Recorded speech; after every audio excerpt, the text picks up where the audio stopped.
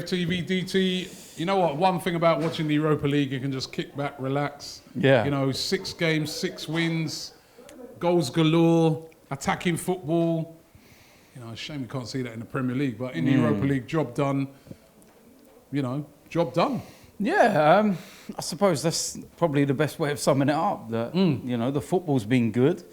We've been getting victories, 6 wins out of 6. We're the only team in Europe to actually, you know, win all of our games. You know, and yeah, you will have people that laugh and joke. And the reality is the Premier League is your bread and butter, and that's where you've got to do it. And we've not been doing it. If you could swap me these 6 wins for Premier League, I'd take that all day long. And I can't kind of grasp as to why we're playing so, you know, good, shall we say. The opposition, innit? No, but you say that. You're not up against no one, you can play free football. You do say that, but you've still got to go out and perform. You've got to beat what's in front of you. And given how... Yeah, well, what's in front of us is nowhere near the Premier League. But what I mean is that you've still got to, you know, we're not stumbling through victories. We're actually playing some really nice football.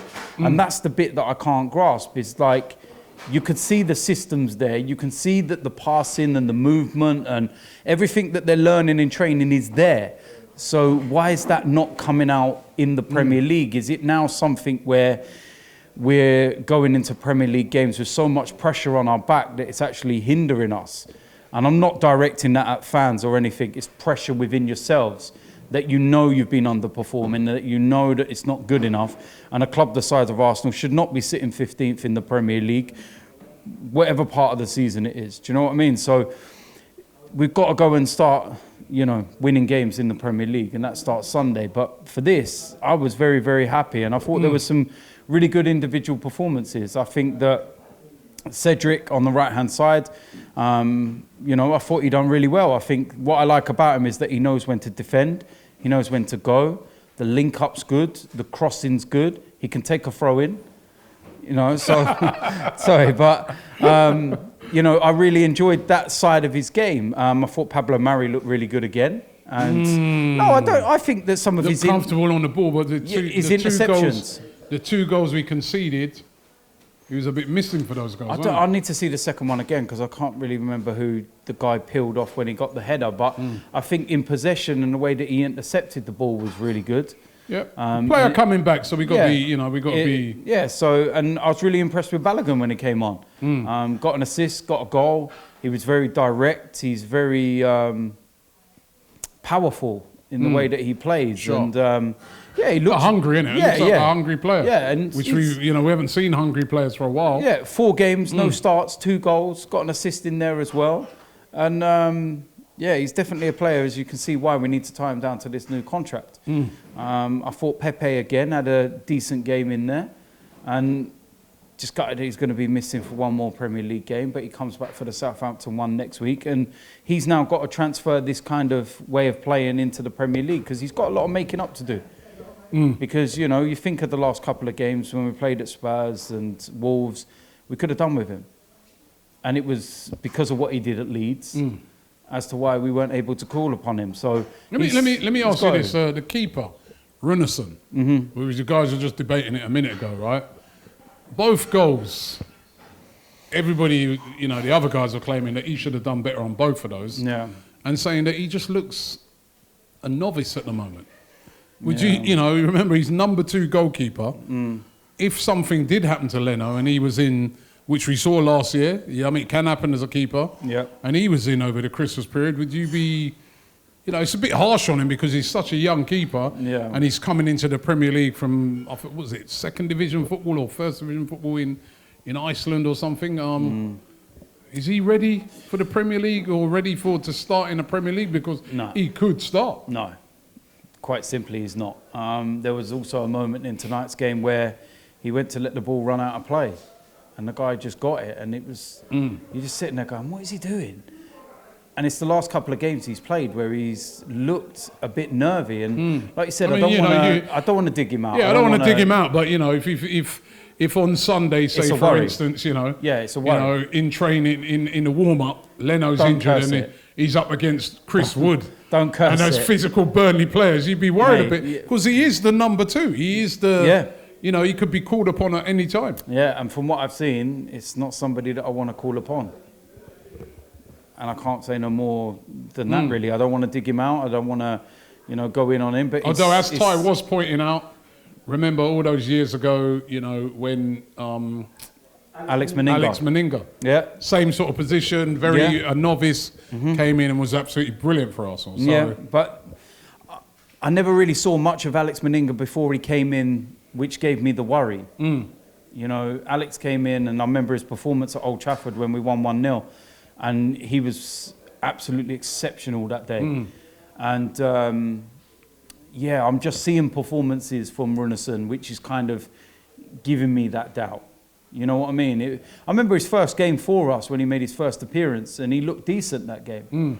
And if it would have just stayed at that, we'd probably be sitting here now going, you know what, he's played a game and he looked quite all right in that. Yeah, I don't think he'd do too bad. I think he might be all right. But now he's played a few more games, and each game there seems to be a little something there. You're going, yeah, wrap Leno up in cotton wool because we don't want to lose him. But like I said, we're not going to go too harsh on him. At the end of the day, let's, you know, try and look at the positives of the day. And El Nini was a positive. It was a great strike for him. And again, a player, he must be surely in with a shout to start in the game, particularly after the midfield performance in the last game. He must be in for a shout to start. He's got to. And, you know, with Thomas Partey obviously out for the foreseeable future, shall we say, definitely out for the rest of this year, I think. El Nini's, you know, one of those players that I feel that should be in there. And, you know, I don't want to see Granit Xhaka on Sunday, and, you know, a lot of people will probably be surprised at me saying that, given the amount of times I've backed him. But I think that his performances of late warrant that, you know, criticism. And I haven't really seen El Nini put, you know, real poor performances and, you know, in a consistent basis. He's had some really good performances this season. So I think that he warrants the one in there. And then it's kind of a bit of a fight as to see who would go next to him. Do you go with a Danny Ceballos, or do you go with a Joe Willock, or even a Granit Xhaka?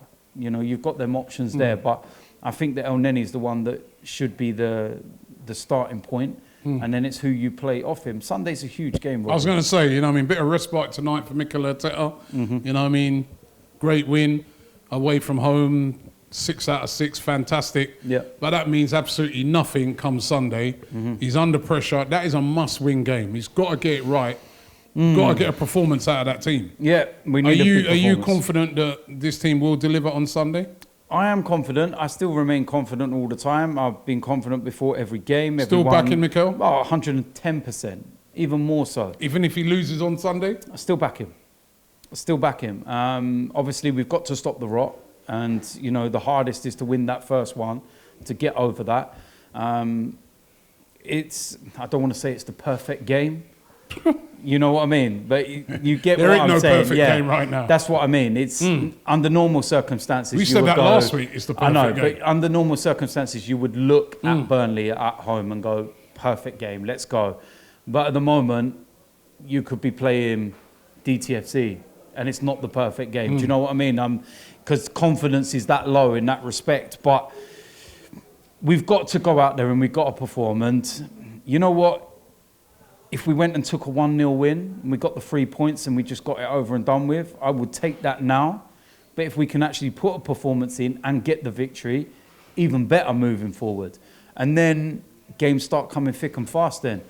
Southampton on the Wednesday. Everton on the Saturday. If we can go into that Everton game, which is going to be a tough game, and you've got to remember, Everton are going for a sticky patch themselves at the moment. I think they've lost 4 of their last 5 or 6, something like that. So they're not in the greatest of forms, but Goodison is never an easy place to go to. But if we can go into that with 2 home victories, give us a bit of a boost and a bit of, you know, pressure off everyone's shoulders, then, you know, that's the kind of game that you can go into feeling like, okay, we've got a little something, and then take a bit of a break from the Premier League because we've got the Carabao Cup, and then we've got a big one on Boxing Day against Chelsea. And what you don't want is to, you know, lose the next couple at home and then have to go to Goodison, and then it's like, wow, we're in real pressure now. So we've got to make the home advantage count, and this is where we've got to sort out the issues we've got at home, because that's where normally you'd go, right, 3 of our next 4 Premier League games are at home. I'm quite happy about that. 3 of our next 4 at home is actually, I'm dreading it because of our home form. But we've got to start on Sunday. Mikel's got to get the team right. The players ultimately have to turn up as well. A lot of the players that I've seen talking this week and saying about we've got ourselves in this mess, we've got to get them out of it. I've seen Ober's been speaking and other things. Now you've got to transfer all that talk on social media onto the pitch where it matters. And if you do, fine. There won't be no criticism. There won't be no angry people. It'll be, right, game done, won it, 3 points. Now we concentrate on Southampton. But talking on social media and proving it on the pitch are 2 different things. So it's up to them now. They've got to go out and back their talk, as they say. This video is brought to you by eToro. Now, you may have seen that eToro sponsor a number of Premier League clubs, and you might be wondering, who are they? Well, eToro is a global investment platform with over 16 million registered users, which offers everything from stocks, currencies and commodities to cryptos like Bitcoin. Now, if you don't have time to invest, eToro is perfect. You can use eToro's CopyTrader feature, copy top performing investors, so when they make a trade, you make the same trade automatically at no additional cost. So if you're looking to start investing and you want to find out more about eToro, then click the link in the description and get on it right now.